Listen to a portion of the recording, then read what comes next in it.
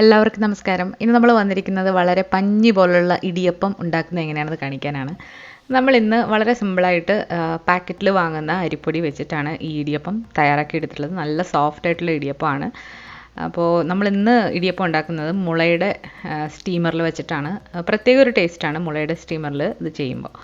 അപ്പോൾ നമ്മൾ ഇടിയപ്പത്തിന് വേണ്ടി 4 കപ്പ് വെള്ളം നന്നായിട്ട് വെട്ടി തിളപ്പിക്കാനായിട്ട് വെച്ചിട്ടുണ്ട്. അതുപോലെ തന്നെ ഒരു പാത്രത്തിലേക്ക് 2 കപ്പ് അരിപ്പൊടി എടുക്കാം. നമ്മളിവിടെ എടുത്തിരിക്കുന്നത് ഡബിൾ ഹോഴ്സിൻ്റെ അപ്പം ഇടിയപ്പം പൊടിയാണ്. വളരെ നൈസായിട്ടുള്ള പൊടിയാണ്. പാക്കറ്റിൽ വാങ്ങാൻ കിട്ടുന്ന പൊടിയാണെന്നുണ്ടെങ്കിൽ നമുക്ക് ഡയറക്റ്റ് ഇങ്ങനെ ഇടിയപ്പമാക്കി എടുക്കാം. ഇതിലേക്ക് ആവശ്യത്തിനുള്ള ഉപ്പ് ചേർക്കാം. 1/2 ടീസ്പൂൺ മുതൽ 1 ടീസ്പൂൺ വരെ നിങ്ങൾക്ക് ചേർക്കാം. ഉപ്പ് ചേർത്തിട്ട് നന്നായിട്ടൊന്ന് മിക്സാക്കി കൊടുക്കാം. ഇനി നമ്മൾ നേരത്തെ വെട്ടിത്തിളപ്പിക്കാനായിട്ട് വെച്ചിരിക്കുന്ന വെള്ളത്തിൽ നിന്നും കുറേശ്ശെ എടുത്ത് നന്നായിട്ട് ഇത് മിക്സ് ചെയ്തെടുക്കണം. അപ്പോൾ നമ്മൾ മൊത്തത്തിൽ 4 കപ്പ് വെള്ളമാണ് തിളപ്പിക്കാനായിട്ട് വെച്ചിട്ടുള്ളത്. അതിൽ നിന്നൊരു 3.5 കപ്പ് വെള്ളമാണ് ഞാൻ മൊത്തത്തിൽ ഇതിലേക്ക് ചേർത്തിരിക്കുന്നത്. അപ്പോൾ വെള്ളം അവിടെ തീ ഓഫാക്കാതെ തിളച്ചുകൊണ്ടിരിക്കുന്ന വെള്ളമാണ് നമ്മളെപ്പോഴും ഇടിയപ്പത്തിന് വേണ്ടിയിട്ട് ഉപയോഗിക്കേണ്ടത്.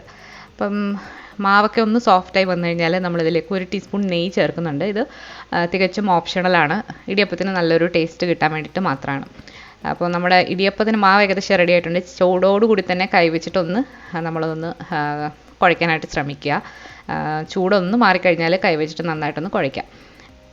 അപ്പം നല്ല സോഫ്റ്റായിട്ട് നമ്മുടെ മാവ് ഇവിടെ കിട്ടിയിട്ടുണ്ട്. അപ്പം നമ്മൾ 2 കപ്പ് ഇടിയപ്പത്തിൻ്റെ പൊടിക്ക് 3.5 കപ്പ് വെള്ളമാണ് ഞാനിവിടെ ചേർത്തിരിക്കുന്നത്. ഈ അളവ് ഓരോ പൊടിക്കനുസരിച്ചിട്ട് വ്യത്യാസപ്പെട്ടിരിക്കും. അപ്പം നിങ്ങൾ കുറേശ്ശെ നോക്കിയിട്ട് ഇതുപോലെ സോഫ്റ്റ് ആകുന്ന വരെ കുഴച്ചെടുക്കാം. നമ്മളൊരു സേവനാഴിയുടെ ഉള്ളിൽ കുറച്ച് എണ്ണയൊന്ന് തടവിയതിന് ശേഷം ഈ ഇടിയപ്പത്തിൻ്റെ മാവ് കുറേശ്ശെ ആയിട്ട് വെച്ച് കൊടുക്കാം. അപ്പോൾ നമുക്കിനി ഇത് ഇടിയപ്പം ഒന്ന് ചുറ്റിച്ച് കൊടുക്കാം. തട്ടിലേക്ക് എണ്ണ തടവിട്ട് ചുറ്റിച്ച് കൊടുക്കാം. നമ്മുടെ ഇഡ്ഡലി തട്ട് ഇപ്പം പുതിയ അടുപ്പിൽ വർക്കാവുന്നില്ല. ഇത് ഇൻഡക്ഷൻ ബേസ്ഡ് അടുപ്പായതുകൊണ്ട് പുതിയതിൽ വർക്കാവുന്നില്ല. അപ്പോൾ നമ്മളിപ്പോൾ ഇതുപോലൊരു മുളയുടെ ഒരു സ്റ്റീമറാണ് വാങ്ങിച്ചിരിക്കുന്നത്. നമ്മൾ മോമോസൊക്കെ ചെയ്യുന്ന ഒരു സ്റ്റീമറാണ്. ഇതിപ്പം ഐക്കിയിൽ നിന്നാണ് ഞാൻ വാങ്ങിച്ചിട്ടുള്ളത്. അപ്പോൾ അതിൻ്റെ ലിങ്ക് ഞാൻ ഡിസ്ക്രിപ്ഷൻ ബോക്സിൽ കൊടുക്കാം. അപ്പോൾ ഇതുപോലെ ചുറ്റിച്ചെടുക്കാം. തേങ്ങയും ഇതിൻ്റെ മുകളിലായിട്ട് നമുക്കൊന്ന് വിതറി കൊടുക്കാം. അപ്പോൾ നമ്മളൊരു പാത്രത്തിൽ വെള്ളം ചൂടായി വന്നതിന് മുകളിലായിട്ട് ഈ ഒരു സ്റ്റീമർ വെച്ച് കൊടുത്തിട്ട് അടയ്ക്കാം. ഇതിന് 2 തട്ടാണ് ഉള്ളത്. അപ്പോൾ ആദ്യത്തെ തട്ടിൽ നമ്മൾ വെച്ചു.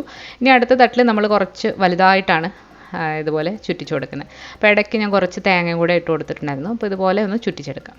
അപ്പോൾ ഒരു സേവനാഴിയിൽ മുഴുവൻ മാവും ഒരു തട്ടിൽ നമുക്ക് ചുറ്റിച്ച് കൊടുക്കാം. തേങ്ങ മുകളിലും കൂടെ കുറച്ചിട്ട് കൊടുത്തതിന് ശേഷം നമുക്കിത് ഇതിൻ്റെ മുകളിലായിട്ട് വെച്ചിട്ട് സ്റ്റീം ചെയ്തെടുക്കാം. ഏത് പാത്രത്തിന് മുകളിൽ വേണമെങ്കിലും നമുക്കിത് വെച്ച് കൊടുക്കാം. അതുപോലെ പെട്ടെന്ന് തന്നെ ആവി കയറിയിട്ട് പെട്ടെന്ന് തന്നെ ഇത് വെന്തും കിട്ടും. അത് തന്നെയല്ല, നമ്മൾ മുളയിൽ ഉണ്ടാക്കുന്നതുകൊണ്ടൊരു പ്രത്യേക ടേസ്റ്റ് കൂടിയാണ്. അപ്പോൾ ആദ്യത്തേൽ ഞാൻ കുറച്ച് തേങ്ങ ഇട്ട് കൊടുത്തിട്ടുണ്ട്. അപ്പോൾ ഇനി ഇതിൻ്റെ മുകളിലായിട്ട് വെച്ചിട്ട് നമുക്കൊന്ന് കുറച്ച് നേരം ഒന്ന് ആവി കയറ്റി എടുക്കാം. വളരെ പെട്ടെന്ന് തന്നെ ഇത് ആവി കയറി എടുക്കാം. അപ്പോൾ നമ്മൾ ഇഡ്ഡലി കുട്ടകത്തിലാണെന്നുണ്ടെങ്കിൽ ഒരു 10 മിനിറ്റൊക്കെ ആവി കയറിയാൽ മതി. അപ്പോൾ നല്ല സോഫ്റ്റ് ആയിട്ടുള്ള ഇടിയപ്പം ഇവിടെ റെഡി ആയിട്ടുണ്ട്. ഈ ഇടിയപ്പം മുട്ടക്കറിയുടെ കൂടെയും ഗ്രീൻ പീസ് കറിയുടെ കൂടെയും ഒക്കെ കഴിക്കാനായിട്ട് അടിപൊളി കോമ്പിനേഷനാണ്. അപ്പോൾ ഇതിൻ്റെ ഗ്രീൻ പീസ് കറിയുടെ റെസിപ്പി നമ്മൾ അപ്ലോഡ് ചെയ്യുന്നതാണ്. അപ്പോൾ അത് ഒരു അടിപൊളി കറിയാണ്. അപ്പോൾ എല്ലാവരും ഒന്ന് ട്രൈ ചെയ്ത് നോക്കണം. അപ്പോൾ അതിൻ്റെ വീഡിയോ ഞാൻ ഉടനെ തന്നെ അപ്ലോഡ് ചെയ്യുന്നതാണ്. അപ്പോൾ ഈ വീഡിയോ ഇഷ്ടമായാൽ ലൈക്ക് ചെയ്യാനും ഷെയർ ചെയ്യാനും മറക്കരുത്. പുതിയൊരു റെസിപ്പി വീഡിയോ ആയിട്ട് നമുക്ക് വീണ്ടും കാണാം. താങ്ക്